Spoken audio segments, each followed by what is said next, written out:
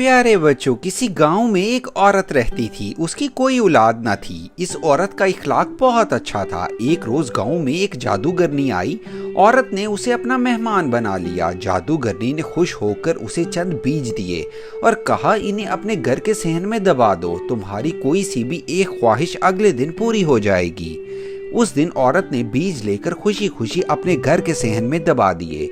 दूसरे दिन सुबह उठकर उसने देखा, जिस जगह उसने बीज दबा दिए थे वहां एक बहुत ही खूबसूरत फूल खिला हुआ था।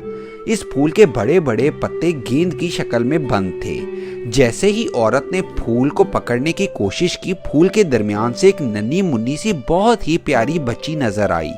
वो बच्ची बमुश्किल एक आम आदमी के अंगूठे जितनी थी। औरत इस बच्ची को देखकर पहले तो बहुत हैरान हुई, फिर उसने खुशी खुशी उसे उठा लिया और अपने आप से बोली, मैं इस बच्ची की परवरिश करूंगी और इसे अपनी बेटी बनाऊंगी। उसने बच्ची का नाम शहजादी चुटकी रख दिया। उसके लिए कपड़े तैयार करने के बाद उसने एक बड़े से अखरोट में शहजादी चुटकी का बिस्तर लगा दिया।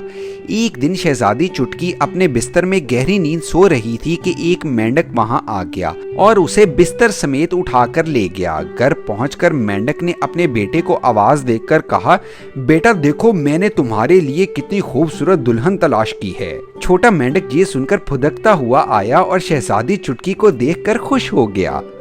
उसकी आवाज सुनकर शहजादी चुटकी की आंख खुल गई। उसने अपने आप को एक अनजान मुकाम पर देखा तो रोने लगी।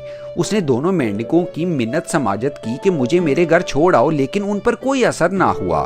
बड़े मेंढक ने कहा, अब तुम कभी वापस नहीं जाओगी। कल मेरे बेटे से तुम्हारी शादी होगी और फिर तुम हमेशा के लिए यहाँ पर ही रहोगी। ये कहकर दोनों मेंढक पानी में कूदकर शादी का इंतजाम करने चले गए। शहजादी चुटकी पहले तो बैठी रोती रही, फिर वो अपनी जगह से उठी और छलांग लगाकर करीब ही तैरते हुए एक बड़े से पत्ते पर सवार हो गई। पत्ता आहिस्ता आहिस्ता आगे तैरने लगा। मैं अपने घर वापस जाना चाहती हूँ, कोई है जो मेरी मदद करे? शहजादी चुटकी इस तरह पुकारती जा रही थी कि पानी में तैरती दो मछलियों ने उसकी आवाज सुन ली। मछलियों को उस पर तरस आ गया। वो शहजादी की सवारी को धकेलते हुए एक तरफ ले गईं। कुछ दूर उनकी मुलाकात एक खूबसूरत तितली से हो गई। मछलियों ने शहजादी को इस तितली के हवाले कर दिया। वो शहजादी को लेकर अपनी बस्ती में पहुंची तो उसने साथी तितलियों से शहजादी को अपने साथ रखने से इनकार कर दिया और कहने लगी कि ये तो हमसे बिल्कुल मुख्तलिफ है, ये हमारे साथ नहीं रह सकती। अब शहजादी चुटकी अकेली ही रह गई थी। वो सारा दिन जंगल में फिरती रहती और जंगली फूलों का रस पीकर गुजारा करती रहती।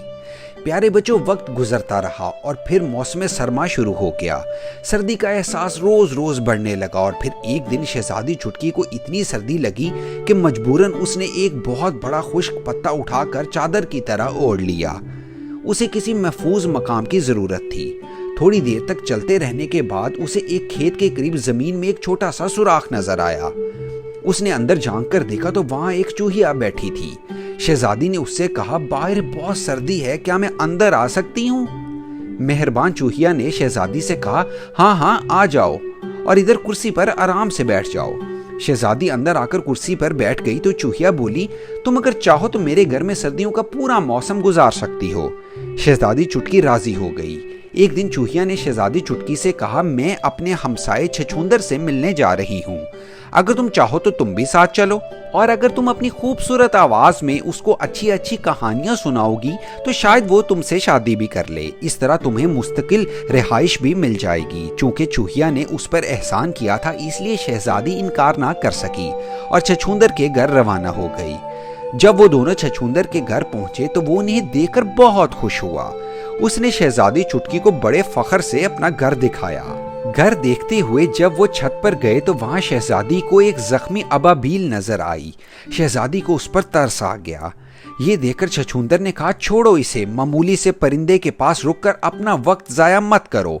शहजादी को उसकी ये बात बहुत बुरी लगी, लेकिन वो उसके साथ खामोशी से नीचे चली गई। रात को जब शहजादी सोने लगी तो उसे एक बार फिर जख्मी अबाबील का ख्याल आया।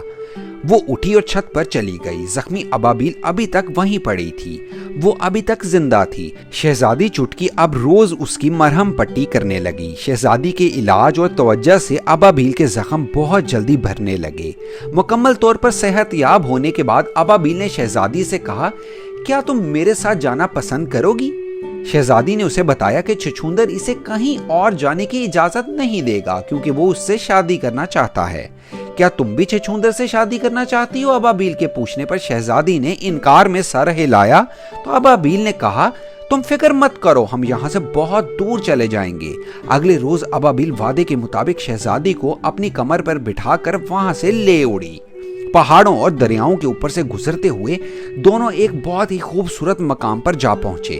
वहां जा बजा पौधों पर बड़े बड़े फूल खिले हुए थे। शहजादी ने देखा कि एक फूल पर उसी की तरह का नन्हा मुन्ना नौजवान बैठा था। वो फूलों का शहजादा था। अबाबील ने शहजादी को उसी के पास फूल पर उतार दिया। दोनों एक दूसरे की तरफ बढ़े। छोटे नौजवान ने शहजादी से पूछा, मैं कब से तुम्हारा इंतजार कर रहा था, क्या तुम मुझसे शादी करोगी? शहजादी के हाँ कहने पर इस नौजवान ने अपने पर शहजादी की कमर से लगाए तो इसकी कमर पर भी 2 पर निकल आए। जल्द ही दोनों ने शादी कर ली और हंसी खुशी रहने लगे। अबाबील बोली, शहजादी, मैं तुम्हारी वालदा को बताने जा रही हूँ। अगर तुम अपने शहजादे के साथ खुश हो तो मैं तुम्हारी वालदा तक ये पैगाम जरूर पहुँचाऊंगी। ये कहकर अबाबील दूर आसमान की बुलंदियों में परवास करने लगी।